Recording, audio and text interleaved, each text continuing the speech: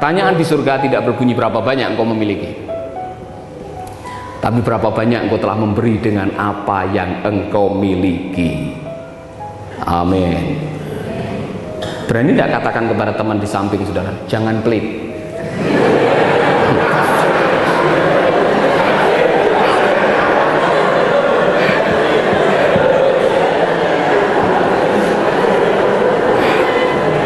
Suami-suami, janganlah engkau pelit kepada istrimu sendiri.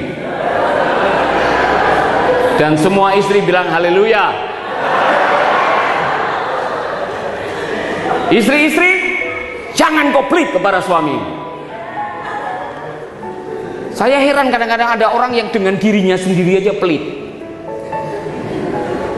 Kalau baru selesai gajian tuh, teman-teman yang lain pada makan enak, belanja, dia tidak mau. Dia simpan uangnya.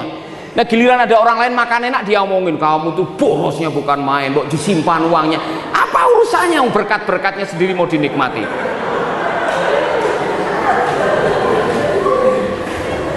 Give and you will be given. Ada hukum namanya echo, hukum echo. Saudara ngomong, hai, ada suara balik, hai. Saudara berdiri di depan terbing, kemudian saudara bilang I love you, ada suara balik I love you. Kadang-kadang lebih banyak baliknya, I love you, you.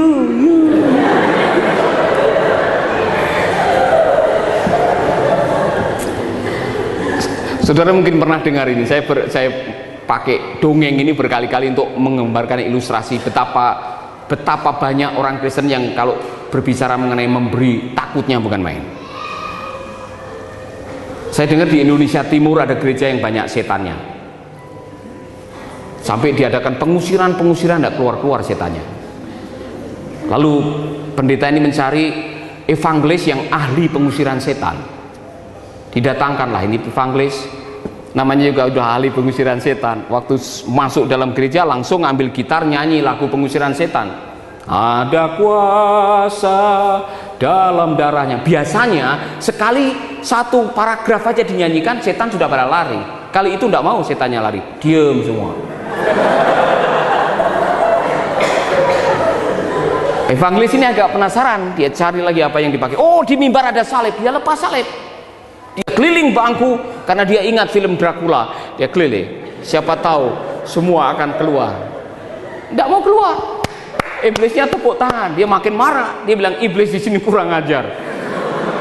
Apalagi yang dia cari, oh ada Alkitab besar. Dia pakai Alkitab besar karena dia ingat Yesus mengalahkan iblis dengan mengatakan ada tertulis.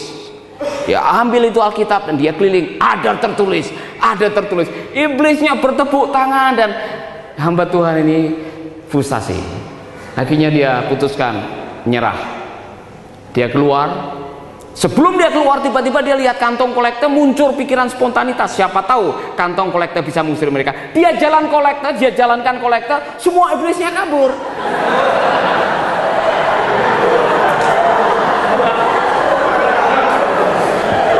Nah ini dongeng saudara, ini dongeng, tidak usah percaya.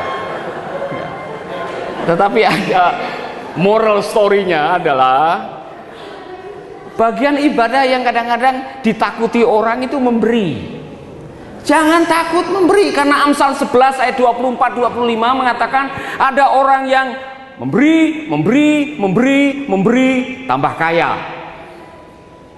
Ada orang yang menyimpan tambah miskin. Apa penerapannya dalam bersaksi? Orang yang mau dipakai Tuhan untuk bersaksi, apakah melalui perkataan atau sikap atau perbuatan, harus punya hati memberi. Kalau saudara tidak mau punya hati memberi dan mengharapkan sesuatu, saudara tidak akan berhasil.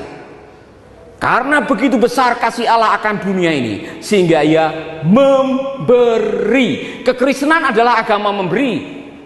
Dan kalau kita mau melihat orang-orang di sekitar hidup kita menerima kasih karunia Tuhan, dituntut orang Kristen yang mau bersaksi melalui memberi. Amin.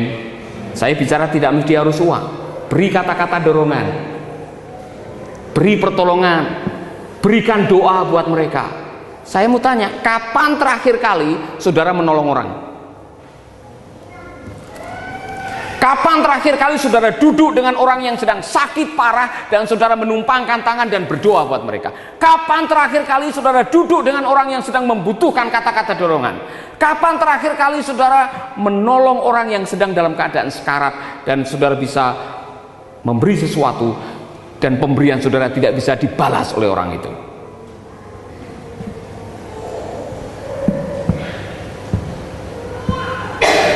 Amin. Memberi sederhana aja, beri senyum, tidak perlu keringat, tidak perlu dompet, senyum. Senyum itu punya kekuatan yang luar biasa.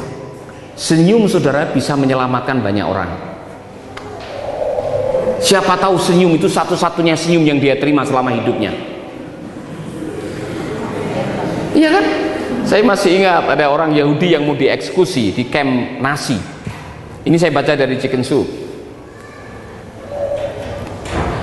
Dan sebelum dia dieksekusi masih ada satu batang rokok yang belum dia hisap. Jadi dia tidak punya korek. Tentara Jerman, tentara Nazi yang jaga dia itu, dia punya korek. Jadi untuk minta koreknya supaya diizinkan pinjam korek, orang Yahudi ini senyum-senyum berkali-kali. Akhirnya dinyalakanlah rokoknya. Sementara rokok dinyalakan, tiba-tiba dia mengambil dompet dan dia tunjukkan foto istri dan ketiga anaknya yang ada di dompet, dan dia tinggalkan dompet ini kepada tentara ini. Dia bilang, nanti kalau ada wanita yang mencari saya, tolong sampaikanlah dompet bekas ini kepada istri atau anak-anak saya. Tiba-tiba petugasnya ini, tentara Nazinya itu terharu. Dia keluarkan dompetnya juga. Dia perkenalkan istri dan anaknya.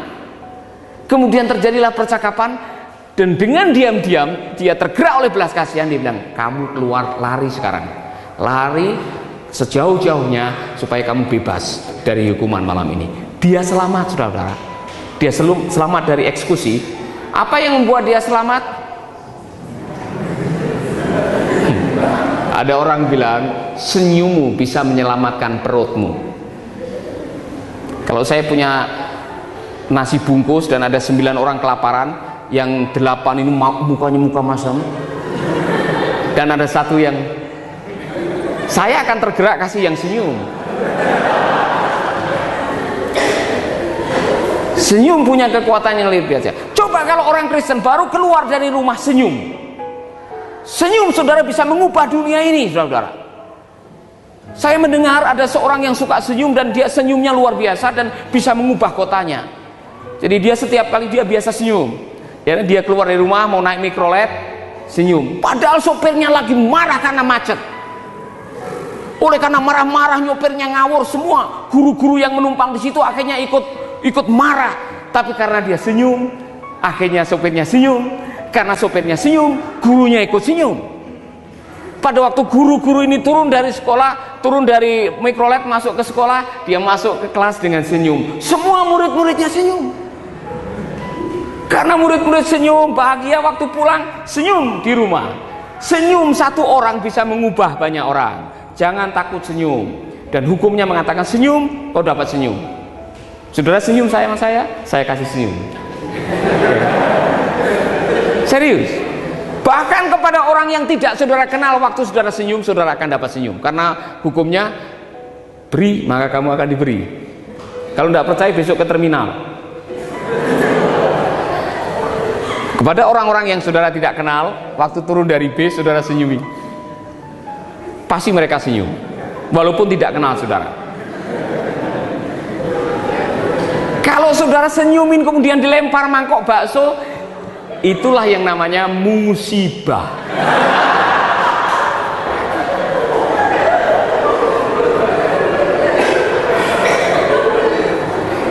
Ibu-ibu, antar suamimu kerja dengan senyum. Antar. Selamat bekerja sayang, senyum, ya kan? Waktu suami pulang dari kerja, lagi keadaan capek dan sebagainya, berdiri di depan pintu, senyum. Selamat datang sayang, bagaimana kerja? Waktu menyajikan kopi dengan pisang goreng kepada suami, senyum. Senyum. Antar suamimu tidur di tempat tidur, senyum, senyum. Gaji bulanan akan dikasih semua.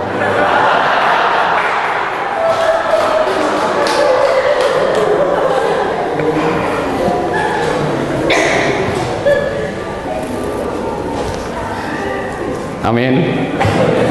Jadi mulai sekarang yang jarang senyum, mulailah senyum. Ini contoh yang sederhana, bersaksi lewat senyum itu luar biasa dampaknya, saudara. Oh, ada yang jomblo-jomblo di sini? Ada yang jomblo. Saudara sudah kesana kemari, masuk kampung, keluar kampung, bikin pengumuman, ibu-ibu, bapak-bapak, siapa yang punya anak bilang aku. Dan tidak laku-laku. Tolong ubah wajah saudara, sering-sering senyum, pasti ada yang tertarik dengan saudara. Compassion, belas kasihan bukan hanya mengganggu jadwal saudara, bukan hanya mengganggu uang saudara. Compassion akan mengganggu emosi saudara. Yesus pernah menangis gara-gara melihat Yerusalem yang menolak dia. Yesus pernah menangis ketika sampai di rumahnya siapa tuh yang meninggal dunia? Lazarus. Yesus begitu mudah tergerak oleh belas kasihan oleh karena emosinya terganggu waktu melihat anak-anak, melihat orang, melihat yang memerlukan seperti domba yang tidak bergembala. Saya mau tanya kepada saudara, ini tes yang paling bagus. Apakah saudara nantinya bisa berhasil atau tidak bersaksi? Ialah apa yang menggerakkan saudara waktu menolong orang? Apakah mau unjuk bahwa saudara orang hebat, atau mau saudara supaya diketahui bahwa saudara orang yang suka menolong, dermawan dan sebagainya? Kalau motivasi saudara menolong oleh karena ingin supaya dikenal, ingin supaya namanya masuk koran, ingin supaya saudara menjadi orang yang kelihatannya hebat, saudara belum melakukan seperti apa yang seharusnya. Yang paling bagus ialah emosi saudara terganggu bukan karena yang lain-lain. Emosi saudara terganggu oleh karena ada belas kasihan. Belas kasihan ini sangat penting sekali. Bikin hidup lebih baik.